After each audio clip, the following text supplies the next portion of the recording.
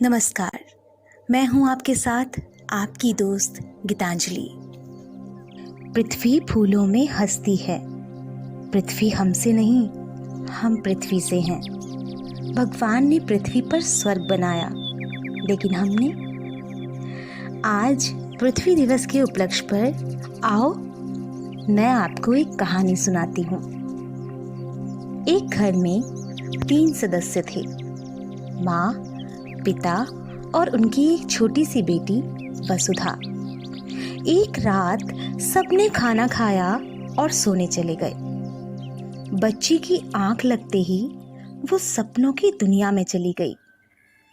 उसने देखा कि सुबह के 6 बज गए हैं और अभी तक रोशनी नहीं हुई है। दूसरी तरफ उसने देखा कि रात के 10 बज गए हैं और अंधेरा भी नहीं हुआ है। वो बहुत हैरान थी। तभी उसे 2 परियां दिखाई दीं, जल परी और हरियाली परी। वो दोनों परियां बहुत परेशान थीं, क्योंकि इंसान रूपी दानव ने पृथ्वी को कैद कर लिया था, जिससे पृथ्वी का घूर्णन रुक गया था। यानी पृथ्वी घूम नहीं पा रही थी, जिससे दिन और रात सब गड़बड़ा गए थे। फिर वसुधा को दोनों परियों ने पृथ्वी की दयनीय स्थिति के बारे में बताया कि कैसे हर प्राणी पृथ्वी के साथ ज्यादती कर रहा है, पानी की बर्बादी कर रहा है, जो कि सबसे कीमती तत्व है पृथ्वी पर। पॉलीथीन का प्रयोग कितना खतरनाक है। ये एक ऐसी चीज है जो जलने के बाद भी वातावरण को हानि पहुंचाती है, और इंसान लगातार इसका इस्तेमाल कर रहा है। हरियाली परी बोली, पेड़ पौधों को लगाने की जगह उन्हें काटा जा रहा है। स्वच्छ हवा और वातावरण कहाँ से आएगा? चारों ओर गंदगी ही गंदगी है। पृथ्वी की सतह को इससे बहुत परेशानी होती है। प्रदूषण ने तो पृथ्वी का गला दबा रखा है। ग्लोबल वार्मिंग कितनी बढ़ गई है। जगह जगह कूड़े के ढेर जला दिए जाते हैं, जिनसे कितना प्रदूषण फैल रहा है। क्या बताएं, पशु पक्षियों से सांस नहीं लिया जाता।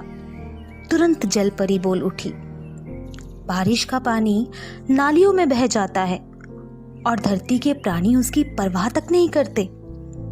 अगर इसे बचाएं तो पानी की किल्लत से बचा जा सकता है। इन्हीं सब दानवों के चंगुल में फंसी पृथ्वी अब घूम भी नहीं पा रही है। दोनों परियों ने पृथ्वी की व्यथा वसुधा को कह सुनाई।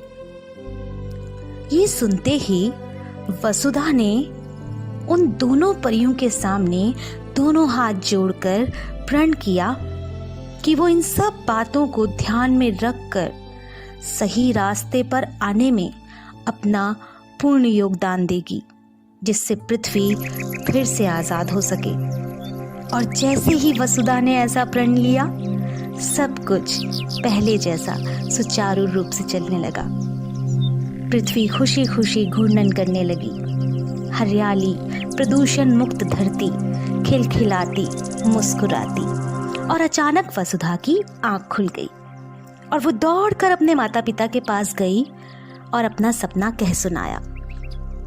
फिर तीनों ने मिलकर ये शपथ ली और धीरे धीरे 3 से 6, 6 से 12, 12 से 1000, 1000 से लाख, और आज हमारी पृथ्वी एक सुंदर हरी भरी पृथ्वी के रूप में नजर आने लगी। भले ही ये कहानी थी, पर यदि सच हो जाए तो हम उस पृथ्वी के लिए, जिस पर हम जन्म लेते हैं, जो हमारी माँ के समान है, उसे सुकून की सांस दे सकते हैं ना। चारों ओर हरे भरे पेड़, रंग बिरंगे फूल, पक्षियों का कलरव और कलकल करती नदियों आदि के रूप में नैसर्गिक सौंदर्य ही धरती का गहना है। धरती माँ अपने फल, फूल, अन्न, जल और वायु आदि से ही मानव को सदियों से पालती पोसती आई है। पृथ्वी की ये दानशीलता निस्वार्थ है। हमें याद रखना होगा कि धरा है तो हम हैं। हमें पेड़ पौधे, जल और पशु पक्षी रूपी आभूषणों से धरती माँ का श्रृंगार करना होगा। सिर्फ कोरी बातें नहीं, छोटे छोटे प्रयासों से ये धरती बचेगी। आप देख सकते हैं इन दिनों बाहर का वातावरण कितना स्वच्छ है। क्या हम मिलकर लॉकडाउन के बाद भी अपनी धरती को, पर्यावरण को ऐसे ही स्वच्छ नहीं रख सकते? रख सकते हैं, प्रयास और एक दूसरे के सहयोग से। धन्यवाद।